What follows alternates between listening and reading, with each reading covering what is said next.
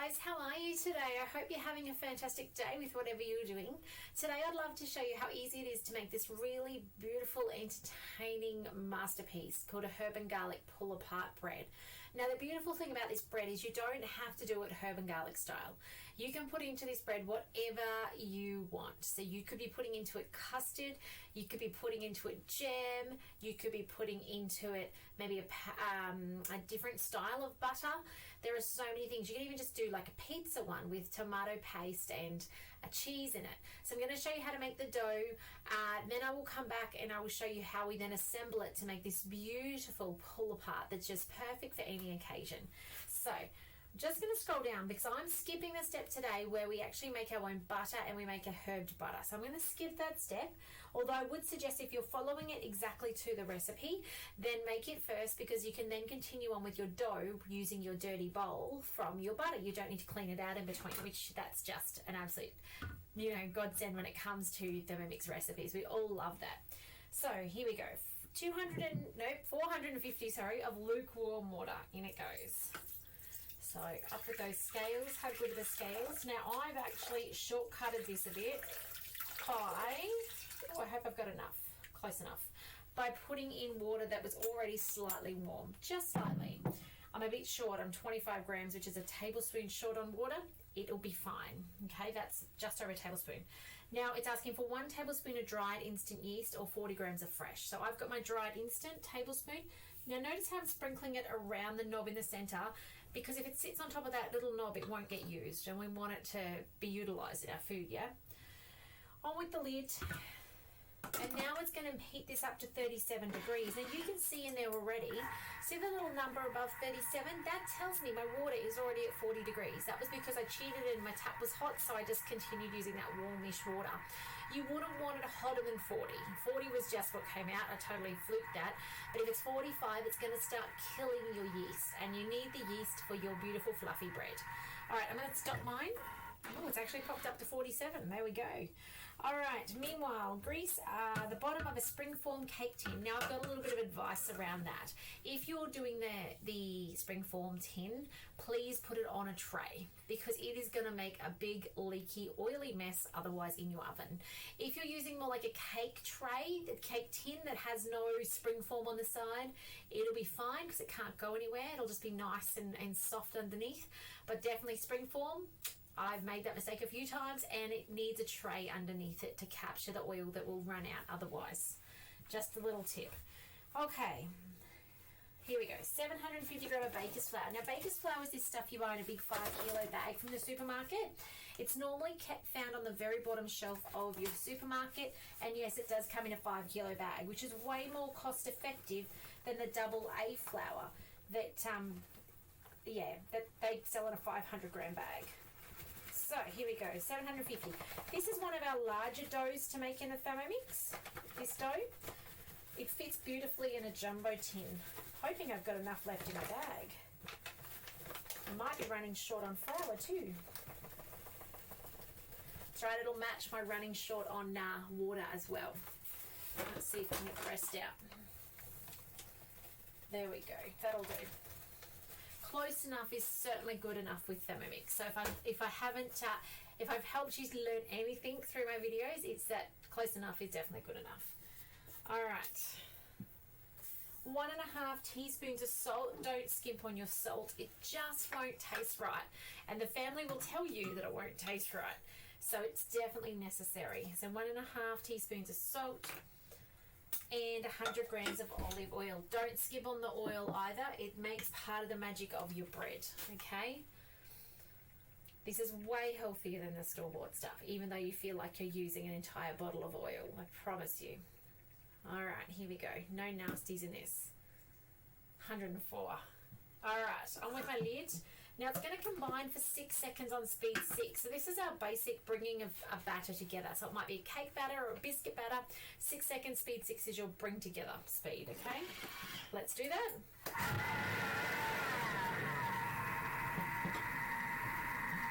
You can hear it come together in there. Keep measuring cup inserted. Let me just show you how easily it brings that much dough together. look at that. How cool is that? And that's the beauty of the Thermomix. If you've just made biscuits, they are done. If you make cake mix, it is done. You might scrape down the sides and do a couple more seconds to bring the bit that's up the side in. But look at that. I'm dripping a mess down the side. Look at this mess. All right, keep the measuring cup inserted then. Now it is going to knead for 2 minutes and bring this dough beautifully together for you. So let it do its job, but do not walk away from it. This is the one time with your Thermomix that we say do not leave your Thermomix. The Thermomix can get legs and walk off the bench because that dough is coming together in one big clump. There's about a kilo in there, so 750 grams of flour in there, a whole lot of water. You've got your oil in there. It's a kilo worth of food in there. So it's moving around in one big ball eventually, and if it gets enough movement, it's going to start moving your Thermomix. Look at it go. All right, so do not walk away. I'm just going to let you see what's happening in there. Look at that dough go. Isn't that amazing to watch? The Thermomix do its job. This is what it's designed to do. That 10,200 revs in there is spinning and stretching that dough out so you don't have to do it. So once this is done, we're going to put it in our Thermomat and we're going to put it aside, and I'm going to then show you what we're going to do with it. Let me just see if I've got a Thermomat to show you. Oh, I do. Excellent. Okay. So I've got my Thermomat out. You can host a demonstration and get one of these as a hosting discounted hosting reward. So if you do want a demonstration, I can do virtual demonstrations, so please just reach out to me. The new ones actually come with a cool circle on it so that you know how big to roll it out for when you're doing pastries. Look at my Thermi getting legs and walking. Okay. Just making some space down here. All right. It's nearly done. 12 seconds. And you can see the little bit of movement it's even getting here. Now this will be dependent on your bench as to how much movement it gets. Okay, there's no way of knowing, but just don't walk away. It's only 2 minutes, okay? There's so many times with our Thermomix that it's cooking for 15 minutes. You can leave it. It's slow cooking, you can leave it. Just not kneading, okay? Okay, transfer dough to a silicone bread mat and work into a ball. Wrap the dough and place into a warm spot. Well, I'm summarizing, but that's what you pretty much need to do. And leave to prove until the dough has doubled, approximately 30 minutes. So let me just wiggle you guys around here and put you down so you guys can see what I'm about to do. And untangle you. You're a bit tangled too. Whew. All right, down onto the bench. You can see my very big mess. Sorry, guys. All right. Here is my Thermomat. Spin you a little bit further this way. There we go. All right, Thermomat. Now to get your dough out, have a look at how it's beautifully come together in there. Look at that, one big beautiful ball. To get it out, upside down, use the little knob on the bottom here, twist it, and it'll drop your dough out onto your Thermomat, which is what we want. So no need to undo your blades or anything like that, just turn the dial. Look at it coming out. So it's coming out of those blades beautifully, and then down onto the mat. There we go. Now, if there's a little bit left in there, you can do a couple of different things with that. You can either do like a Play-Doh style thing where you spin it out to the sides. So I'm going to do, have a look, I'll show you what's left. And how much is left is very much dependent on the weather and also the amount of flour and oil and water and stuff in there. The humidity can even affect it, so don't stress too much about that. I'm going to push the house button and I'm just going to spin it up to speed 10 for a couple of seconds to spin it to the side. And you hear that it went all out. That's what we want. All right. Okie dokie. So now it'll just pick off like Play-Doh. Like Play-Doh. Blue tack is the word I'm actually after. And onto the mat. So then what we're going to do is we're going to put this aside for that half an hour, let it change texture. Now, the reason gluten needs to rest is twofold. It's so that it can do its job of producing those air bubbles and fluffy bread, but it's also so that it can relax. If I tried to roll this out at the moment and do something with it, it would constantly shrink back into the shape it came from, or it would try to. That's what gluten does. It gets really stressed and then it won't roll out, it won't stretch out, it'll keep compacting back in. So by letting it sit there and rest, it'll let it do its job. So Then when we come back, we'll be able to stretch this out and use it. Look how beautiful that looks. Is that not lovely? Oh, you guys can't see it. Where's my corner? Here we go. Look at that. Look how beautiful that looks. All right. So we put it in the middle of our mat. Let's see if I can get you down to see that. I don't know why my camera won't go down further. Sorry, guys. Let's try. There we go. A little bit better. All right. You just have to trust me. We fold it over, and then we fold it to the middle, and then we fold it down. And so now we've got it compacted into our little bag like that, but there's enough room for it to start growing in that space, which is what we need as well. So I'm going to leave that sit here. It's quite warm in here at the moment, so I'll let it sit here, and I'll be back in half an hour to show you how we concertina this up to make it a beautiful pull apart. So I'll see you soon. Okay guys, so my dough has been resting for about half an hour. It's still quite warm, and it's ready to go. Now, when I open it up, you'll see the textures change. Can you see how it's kind of not sticking to the mat anymore? That's what we're looking for. Now from here, we're going to roll this out nice and big. We want it to be able to make strips. Oh, look at that tackiness. Let's try again. We're going to knock the air out first. It's so tacky. Probably that little bit of extra oil I put into it. There we go. That's what we want. Now what we're going to do from here is we're going to roll this out as much as we can. We're going to push it out. If it's too tacky, we'll push it out. And I'm going to show you how we make the beautiful pull apart style bread. So there we go. Now if you don't want to make one quite this big, you could use just your basic bread recipe or pizza dough recipe. That would all work as well. There we go. Much easier to roll out now. Now I've got a beautiful silicone roller. You can use whatever you would normally use. Try not to flour it too much. I know it's tempting to flour it. It'll make it like feel a lot easier to do, but the moment you flour it, it just changes the texture of the final product. So now you can see as I roll it, because that gluten's relaxed now, it's not shrinking back in. That's a key sign it's good to go. So now we want to put our topping on. Now I've got some garlic and herbed butter. You can add anything. So the cinnamon butter is amazing. You'll find things like Paris butter. There's a whole lot of different things. You could even do jam and cream. Oh, probably not cream. It wouldn't go so good, but like something like that. So maybe jam and custard. That's the word I was after. The other yummy C-sounding word. All right. I have put herb and garlic dip in before, so those of you who have been with the Thermomix for a long time would remember herb and garlic dip, maybe from your demo years ago, and it's yummy and such a classic, and it goes beautifully in this as well. Just scraping some of this extra off, and you just want to spread it around roughly. It does not have to be pretty at this stage, because this turns out really elegant without it being hugely pretty, which is nice. It's pretty when it comes out, that's for sure. Now, I've preheated my oven at this point as well. It's a good idea to get that done while you remember to and while you have the time.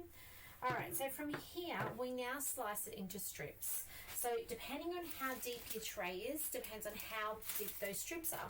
Now, as I mentioned earlier, springform tins, they leak for me. So I'm not going to use springform. I'm using a cake tin, and I think that must be about 23 centimeters. It's not very deep though. So what I'm going to do now is I'm going to cut this into strips a little bit higher than my tin, because I quite like the floured out the top look. And you guys can see here I'm just cutting it into these strips. So these are just slightly higher, probably a centimetre higher than my tin, and through it goes. Then from here, let me show you how we concertina them to make it this beautiful pull apart. Oops, got a bit big there, doesn't matter. All right, so now what we do, I'm just going to cut it in half to be more manageable. Otherwise you'll end up with way too big strips on it. All right. And now from here we pick up the strip, start with one of these, and we actually just concertina it. So can you guys see that? We're going to fold it on top of itself, like so. Then we're going to pick it up. This dough is so delicate, and we're going to put it in here, and we're going to try and make it stand up. Okay. Very soft, this dough. It must have been that little bit of extra oil that was in it. Concertina back and forth, and then we pick it up carefully and we place it in there. Try and keep them standing up if possible, because that will give it that lovely grip. That one is stuck to itself. I'll play with that one later when I get to it. Let me get some more concertina up. Now these ones here, as much as they're messy because they're the end ones, as long as you put them in the middle, they'll turn out beautifully. So stand it up, tack it along to next to another one. All right. Another one that's a bit uneven, put it next to it, because these are going to grow considerably as they sit in the oven and prove, and well, not prove, but actually cook. Oh, it's so sticky. And those of you who know me know I do not love getting things on my fingers that much. Okay, I'm just about clear on this side, so I'll be able to put the tray down and show you down here instead. Okay, let's move this down. As I said, it doesn't need to be pretty in here because it's going to swell up and look absolutely amazing. There we go, got that one standing up. All right, here we go. Doesn't matter that it's stretching a bit on the way up. That won't matter at all. I'm just going to start placing them around the outside. Here we go, do this one as well. You can see I'm about halfway across my tray now, so that's what we want. They will fill in all the gaps for you as it goes. So don't worry about it if there's some little gaps in it. It will fill it. Okay, back and forth. Pick it up, drop it in. This is going to be perfect, the perfect fit. Okay. I'm sure your dough won't be quite as oily as mine is from the extra oil I accidentally put in, and the less amount of water and the less amount of, what's the other thing I was shortchanged? Oh, the flour, which is probably what it is. But that's all right. It's still workable, and it will still actually turn out absolutely amazing, that I know. Back and forth here, concertina. Just, all right, and then the last one's going to go in this hole in here. All right, now I'm going to put this in the oven, and I will show you. There it is, ready to go. Now, I know it doesn't look pretty at the moment, but don't you worry. By the time all of these puff up and take up their allocated space in there, it's going to be amazing. Let me just confirm one thing before you go, though. I just want to check that whether it needs to prove again. Leave to prove for 10 minutes. So it's telling you just to let it relax again for 10 more minutes before you put it in a 180 oven for 40 to 45 minutes.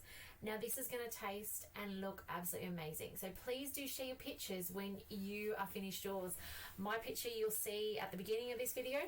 So once it's done, I'll take a picture and I put it up there for you guys. But please do like and subscribe and follow the YouTube channel. This is going to be a video library for you guys because I'd love to help you be more confident and make you feel like you can do anything you want in your Thermomix. So have a fantastic day, guys. Reach out if I can help you in any way, support you with your Thermomix, or if you've got friends and family that want to see a demo. I love to do that too, and I'm here to help you in that case as well. So have a fantastic one, guys, and can't wait to eat this later, and I do hope you'll try it at home in your Thermomix. Bye for now.